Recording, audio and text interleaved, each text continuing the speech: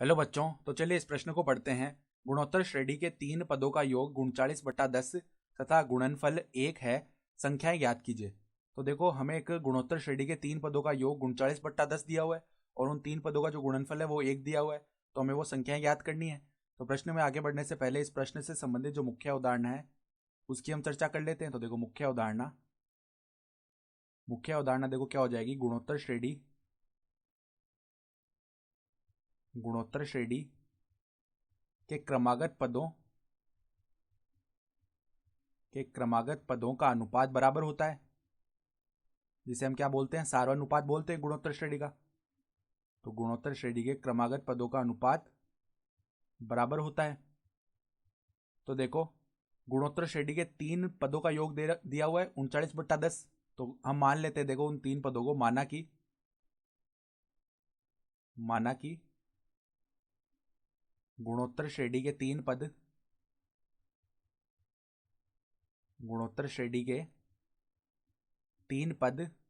क्रमशः A/R, A/R है। ठीक है। तो यहां से देखो, इनका जो अनुपात है क्रमागत पदों का वो बराबर आ रहा है, और यहाँ पर R क्या है, इस गुणोत्तर श्रेणी का सार्वनुपात है। ठीक है। तो अब देखो, हमें क्या दिया हुआ है,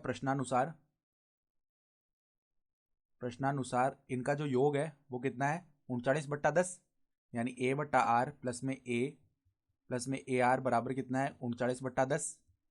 ठीक है। तो अगर यहाँ से हम A को बाहर निकालें तो 1/R प्लस में बराबर में कितना है, 39/10। इसको एक बार के लिए समीकरण 1 बोल देते हैं।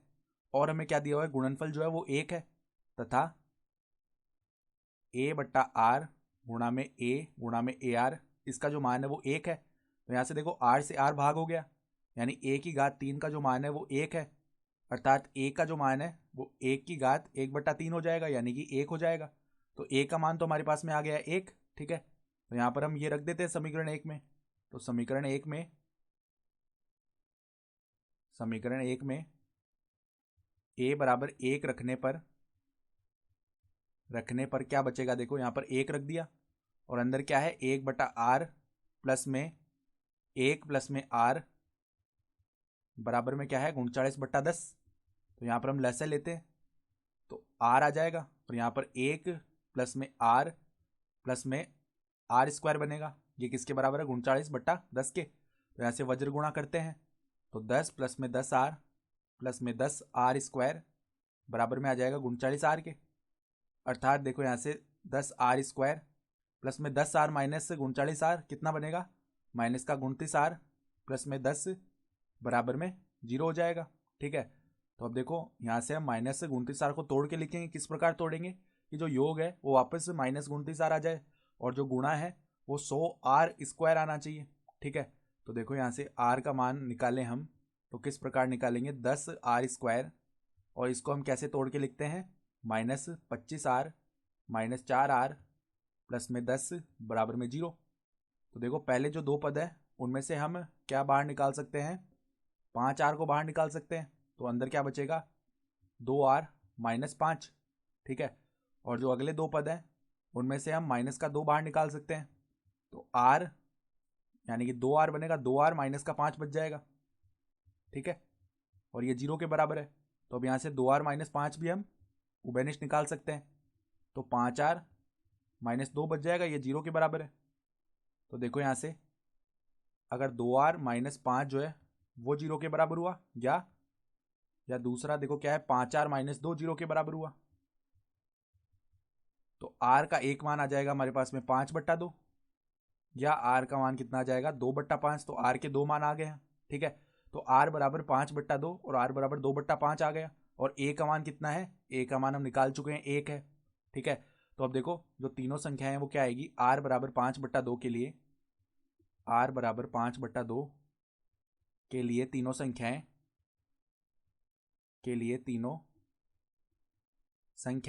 क्या मानी थी हमने, A/R कोमा में AR।